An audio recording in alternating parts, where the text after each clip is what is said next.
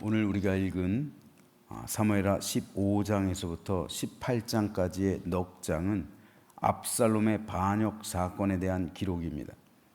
압살롬은 무려 4년여 동안 반란을 준비했습니다.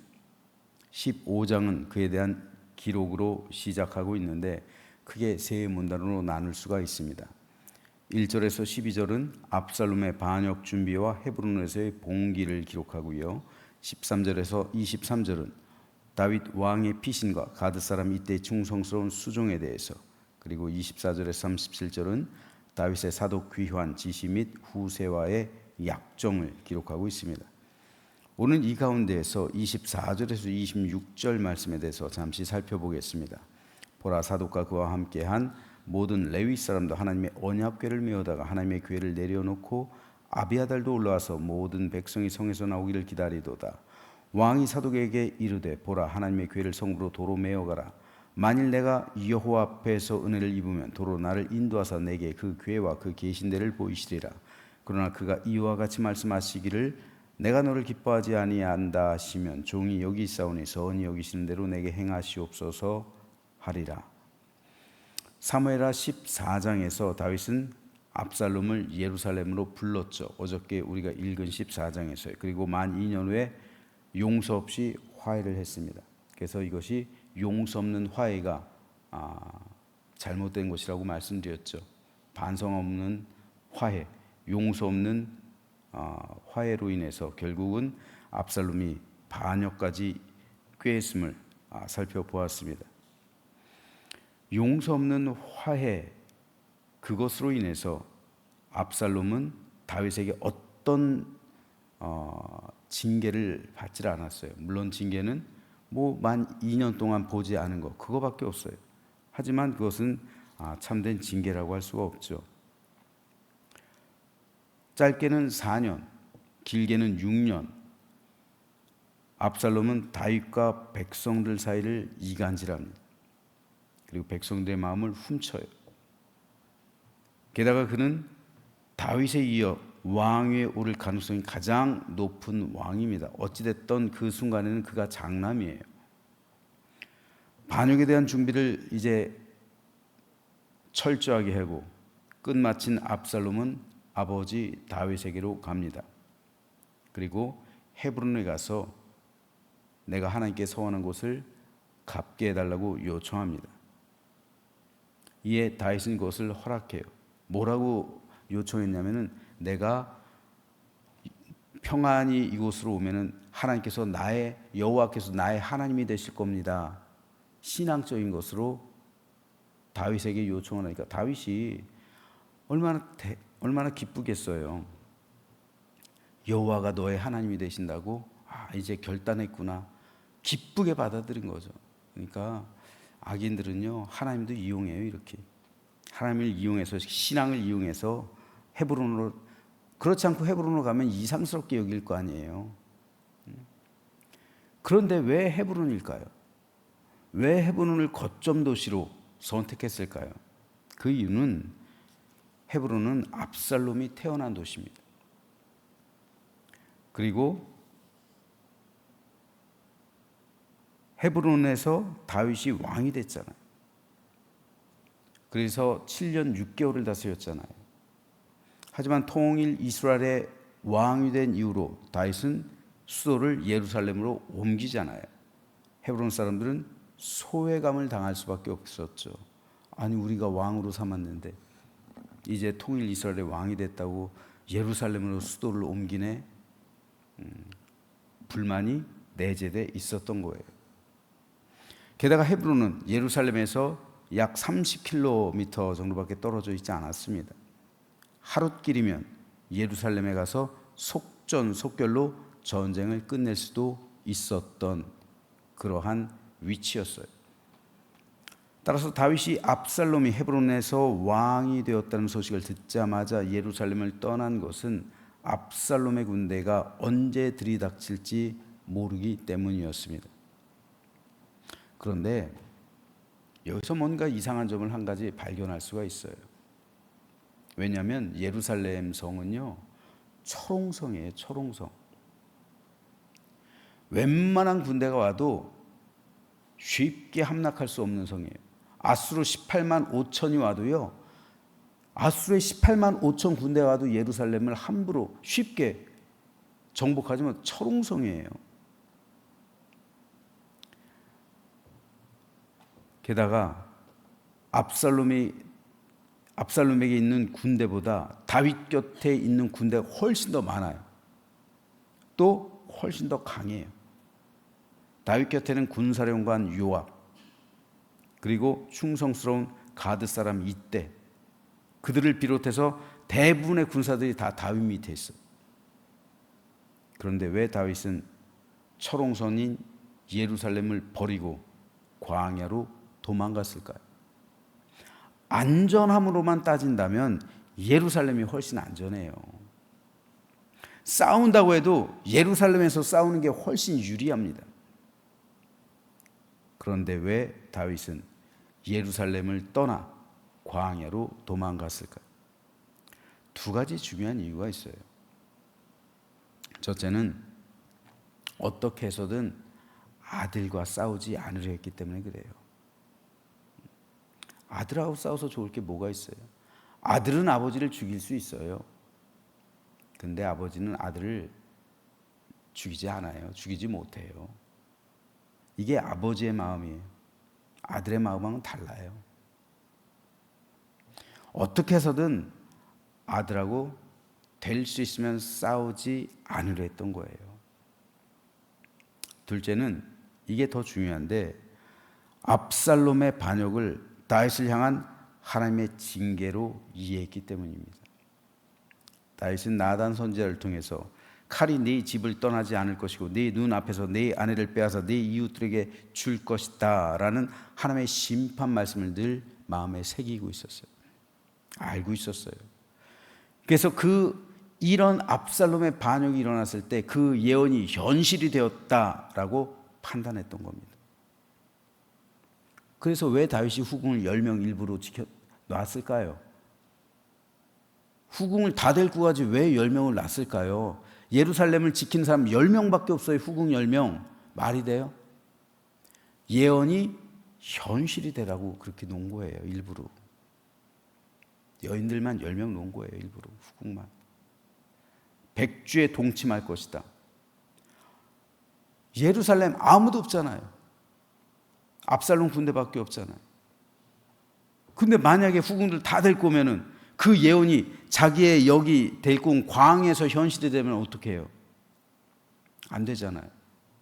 그러니까 예루살렘 성에다 놓은 거예요. 일부러 10명을 놓은 겁니다. 그 예언을 현실화하기 위해서. 알았던 거예요, 다윗은. 하나님의 징계를. 그래서 다윗은 일부러 후궁을 10명 놓고 10명만 놓고 다 데리고 도망 나옵니다. 자, 이 사실을 염두에 두고 24절에서 26절 말씀을 읽으면 왜 다윗이 언약궤를 예루살렘으로 다시 메어가라 말했는지 알 수 있습니다. 언약궤는 하나님의 임재를 상징해요. 따라서 전쟁할 때 일부러 언약궤를 메고 나가기도 했습니다. 게다가 다윗이 언약궤를 예루살렘으로 메어오기 위해서 얼마나 노력했습니까? 다윗에게 있어서 예루살렘은 이 언약궤는 하나님의 임재예요. 그 하나님의 임재를 예루살렘 성에다 모신 거잖아요. 그런데 지금 다윗은 그 거룩한 언약궤를 나에게서 떠나가게 하라는 거예요. 그리고 예루살렘으로 도로 메어 가라 명령하고 있는 거예요. 이것은 하나님의 징계를 달게 받겠다는 것이죠. 그래서 다윗은 내가 지금 하나님의 징계를 받고 있기 때문에 자신의 도피길에 언약궤를 메고 가는 것이 합당하지 않다 판단하고서 언약궤가 있어야 할 곳은 피난길이 아니라 예루살렘 왕궁이다 라고 판단 내렸던 겁니다. 다윗은 자신이 다시 예루살렘으로 돌아갈 것임을 확신했어요. 하나님의 징계이기 때문에요. 하나님이 다윗을 아주 버리신 것이 아니기 때문에요. 그래서 다윗은 26절에서 이렇게 고백합니다. 내가 너를 기뻐하지 아니한다 하시면 종이 여기 있사오니 선히 여기시는 대로 내게 행하시옵소서. 이 말은 다윗 자신은 하나님께서 자신의 죄악을 용서해 주시기를 바라고 구하겠지만 설령 하나님께서 용서하지 않으신다 할지라도 하나님의 처분에 아무 불평 없이 순종하겠습니다 라는 의지적인 표현입니다.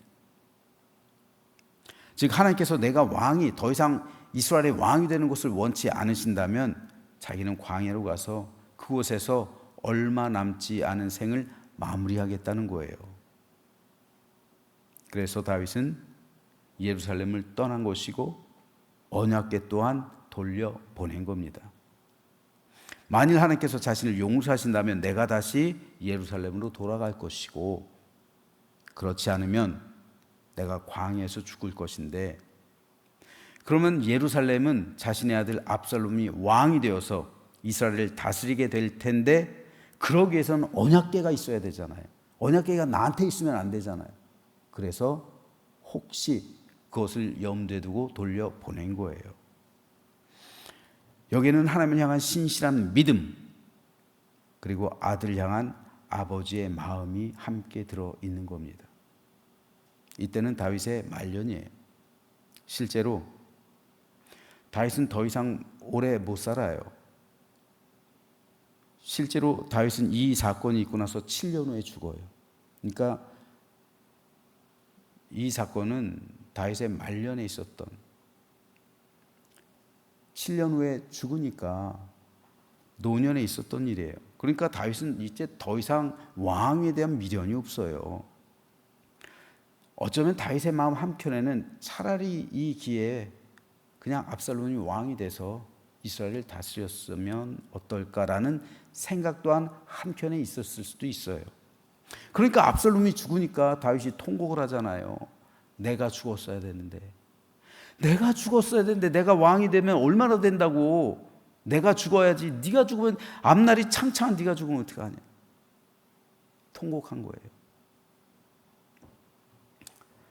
자, 그럼에도 불구하고 중요한 것은 다윗이 모든 것을 하나님께 맡겼다는 사실이에요. 내가 너를 기뻐하지 아니한다 하시면 종이 여기사오니 하나님께서 선히 여기시는 대로 내게 행하시옵소서. 내가 왕이 되어서 다시 예루살렘으로 가도 감사하고요. 내가 왕이 되지 않는다 할지라도, 내가 광야에서 죽는다 할지라도 하나님께 감사합니다. 이 고백을 한 거예요. 하나님께 모든 것을 맡긴 거예요. 시편 55편에서 다윗은 내 짐을 여호와께 맡기라. 그가 너를 붙드시고 의인의 요동함을 영원히 허락하지 아니하시리로다 라고 고백합니다. 내 짐을 여호와께 맡기라. 이게 다윗의 신앙 고백이에요. 여기서 맡긴다라는 것은 히브리어로요, 던진다라는 의미예요. 내 짐을 내가 지는 게 아니라 하나님께 던지는 거. 내가 짊어지고 있는 이 짐을 끌러서 하나님께 던지는 것. 그래서 나는 자유하게 되는 것. 이게 맡긴다는 거예요. 하버드대학 교수자 영성운동가였던 헨리 나우엔이라는 사람이 있어요. 헨리 나우엔이라는 이 신학자가 어느 날 서커스 공원에 갔습니다. 근데 서커스의 백미가 뭐예요? 공중 그네타기잖아요. 두 사람이 짝을 이뤄서 한 사람은 자신의 몸을 공중에서 던지고 한 사람은 받아주잖아요. 근데 저도 어렸을 적에 꼭 명절이 되면 그걸 서커스를 했었던 기억이 나요. 그걸 흑백 텔레비에서 제가 봤던 기억이 나요. 근데 어떤 때는 그물이 없어요. 실제로 밑에 대부분은 그물이 있는데 그물이 없는 경우도 있어요. 떨어지면 아주 큰 부상을 당하거나 심지어는 죽겠죠. 그러니까 손에 땀이 나가지고 사람들이 이렇게 봤던 기억이 있어요. 대부분은 그물이 설치되어 있는데 어떤 경우는 그물이 없었던 적도 있어요. 그래서 야, 이거 그물 없으면 이거 죽는데. 그래서 나우엔이 이제 나중에 인터뷰를 했대요. 둘 중에 누가 더 잘하는 사람입니까? 라고 물었대요. 여러분 누구일 것 같아요? 나를 공중에 던지는 사람일까요? 아니면 그 사람을 받아주는 사람일까요? 헨리 나우에는 자기 생각엔 용기 있게 자신을 공중으로 타이밍을 맞게 딱 던지는 사람이 더 잘하는 사람이다 라고 생각을 했대요. 그렇지만 서커스 단원의 말은 의외. 아닙니다. 받아주는 사람이 잘하는 사람입니다. 그 서커스 단원에게 있어서 제일 베테랑이 받아준대요. 왜냐하면 이 사람은 타이밍에 맞게 자기를 던지기만 하면 되는데 던지는 순간은 이 베테랑의 손에 달린 거예요. 삐끗해서 잘못 놓치거나 그러면은 이 사람은 죽잖아요. 그러니까 그 서커스 단원에서 제일 베테랑이 받아주는 사람입니다. 헨리 나우엔이 깨달았다는 거예요. 그래, 내 짐을 여호와께 던지라. 이 맡긴다는 건 던진다는 거예요. 나를 던지는 순간, 나를 던지기까지는, 내 짐을 던지기까지는 그건 내 거예요. 그런데 나를 던지는 순간, 혹은 내 짐을 하나님께 던지는 순간부터는 하나님의 책임이에요. 그런데 우리는 우리가 책임지는 삶을 살아가고 있어요. 왜요? 던지질 않아요. 하나님께 나를 안 던져. 하나님께 내 짐을 안 던져요. 꽁꽁 싸매고 있어요. 그러니까 하나님께서 책임을 못 지시는 거죠. 나를 던지지 않으니까 나를 받아주실 수가 없는 거예요. 맡긴다는 게 이런 겁니다. 맡긴다는 거는요, 내가 몰라요. 어떤 일이 벌어질지, 심지어는 죽을 수도 있어요. 그런데 그 망망대해와 같은 공중, 거기에다가 여호와 하나님께서 나를 받아주실 것을 믿으면서 내 몸을 던지는 것, 이게 맡기는 거예요. 내가 꽁꽁 싸매고 있는 짐, 그거를 하나님께로 던져버리는 것. 그래서 나는 자유하게 되는 것. 이게 맡긴다는 의미입니다. 그러므로 이 시간 여러 가지 근심과 걱정의 짐을 가지고 이 자리에 나왔다면 그 모든 짐을 하나님께 던지시기 바랍니다. 그리고 어쩌면 여러분, 저와 여러분 자체, 나의 삶 자체, 내 인생 자체를 하나님께 던지시기 바랍니다. 던지는 순간부터 하나님께서 책임져 주시는 거예요. 던지지 않으면 책임져 주실 수가 없어요. 나를 던지는 게 믿음입니다. 내 짐을 여호와께 맡기는 게 믿음이에요.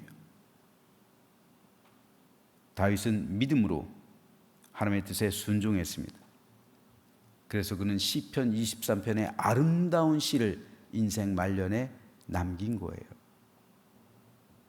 인생 말년에서 자신의 삶을 되돌아볼 때 여호와는 나의 목자시니 내게 부족함이 없으리로다 라는 위대한 신앙 고백을 남긴 거예요. 저는 저와 여러분 모두가 이러한 위대한 믿음의 고백, 아름다운 신앙 고백을 내 인생 말년에 남기게 되기를 소망합니다. 그래서 하루하루 우리 앞에 펼쳐진 험난한 삶이 있겠죠. 이제 추석 연휴를 마치고 오늘부터 여러분 삶의 현장 속으로 나아갈 겁니다. 험난한 삶이 기다리고 있을지 몰라요. 어쩌면 극심한 스트레스가 여러분을 기다릴 수도 있고요. 근심, 걱정, 염려가 여러분을 덮을 수도 있어요. 하지만 오늘도 나와 함께 하시는 하나님, 나를 책임져 주신다고 약속하신 하나님께 내 인생을 던지고, 그리고 내가 가지고 있는 그 걱정과 염려의 짐을 다 하나님께 던질 때, 던지는 순간, 그 순간부터 하나님께서 책임져 주신다는 사실을 믿으시면서 오늘도 주 안에서 승리하는 복된 날 되시기를 주님의 이름으로 축원합니다.